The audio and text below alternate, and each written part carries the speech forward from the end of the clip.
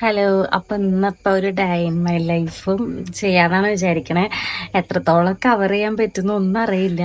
അപ്പൊ ഇപ്പൊ സമയം ഒരു 9 മണി ആയിട്ടുണ്ട്. രാവിലെ ഞാൻ എണീറ്റു, ചായ കുടിച്ചു. ചായ മീൻസ് ഒരു ഗ്ലാസ് ചായ മാത്രം കുടിച്ചോളൂ. പിന്നെ മിറ്റടിച്ച് വാരി കുളിയൊക്കെ കഴിഞ്ഞു. ഇന്നിപ്പോ നമുക്ക് പരിപാടി എന്ന് പറഞ്ഞു കഴിഞ്ഞാൽ ചിറ്റയുടെ വീടിന്റെ വാർക്കയാണ്. അപ്പൊ അതിന് പോണം.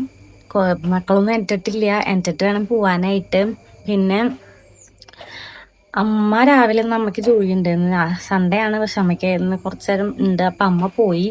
അച്ഛൻ പിന്നെ ഇന്ന് കോഴിമരുന്ന് ഉണ്ടാക്കാനായിട്ട് അതിന്റെ സാധനങ്ങൾ കിട്ടുമോ എന്ന് അറിയാൻ വേണ്ടി പോയിട്ടുണ്ട്. എത്രത്തോളം കിട്ടുന്നൊന്നും അറിയില്ല. സൺഡേ ആയതുകൊണ്ട് ഷോപ്പൊക്കെ അവധിയായിരിക്കുമല്ലോ. അപ്പൊ ഇന്ന് എങ്ങനെയാന്ന് അറിയില്ല.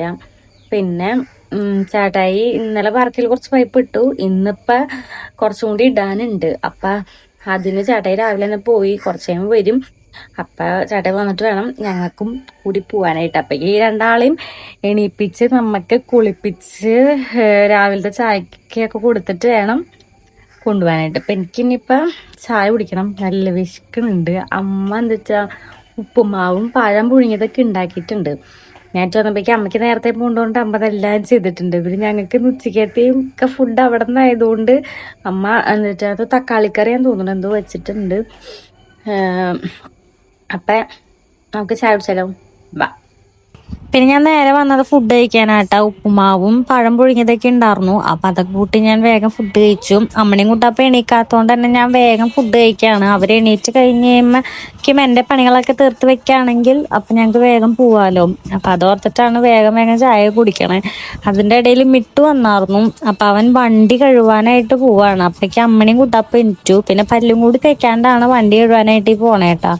വേഗം തുണിയൊക്കെ എടുത്ത്, കഴുകാനുള്ള തുണിയൊക്കെ എടുത്ത് അവർ രണ്ടാളും മിട്ടുവിന്റെ കൂടെ പോകാനായിട്ട് റെഡിയായി നിൽക്കുന്നതാണ്. പിന്നെ ഞങ്ങൾ പോവാൻ നിൽക്കുമ്പോഴാണ് അച്ഛൻ വന്നത്. അച്ഛൻ മറ്റേ കോഴിമരുന്നിന്റെ പൊടി മേടിക്കാൻ പോയതാണ്. അപ്പൊ അത് കിട്ടിയില്ല എന്നൊക്കെ അച്ഛൻ അവിടെ പറയുന്നുണ്ട്. അപ്പൊ അതിന് മറുപടിയാണ് ഞാൻ ഈ പറഞ്ഞുകൊണ്ടിരിക്കുന്നത്.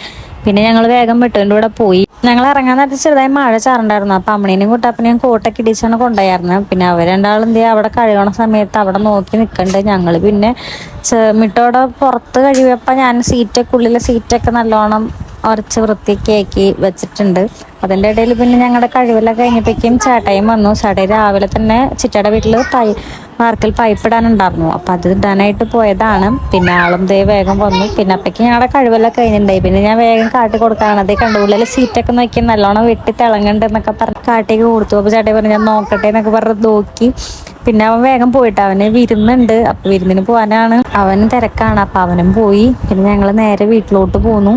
അവിടുന്ന് പിന്നെ ഞങ്ങൾ നേരെ വീട്ടിലേക്കാണ് പോകുന്നത്. വീട്ടിൽ വന്ന് അച്ഛൻ ഇവിടെ ഫാനൊക്കെ തുടയ്ക്കുന്ന തിരക്കിലാണ്. പിന്നെ ഞങ്ങള് അവിടെ റെഡി ആവാനുള്ള ടൈം ഉള്ളത് കൊണ്ട് ചേട്ടായി പിന്നെ പോയി. പിന്നെ അവിടെ നിന്ന് വീഡിയോസൊക്കെ വാർക്കയുടെ അവിടുത്തെ വീഡിയോസൊക്കെ ചേട്ടായി ഫോൺ കൊണ്ടുപോയി എടുത്തതാണ് കേട്ടോ. ഞാൻ പോയിട്ടുണ്ടായിരുന്നില്ല.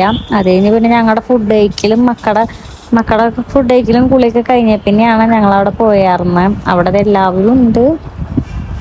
എല്ലാവരും രാവിലെ ചായ കുടിക്കുന്ന തിരക്കിലാണ്. ചായക്ക് പൊറോട്ടയൊക്കെ ആയിരുന്നു. പിന്നെ ഞങ്ങൾ പോയി.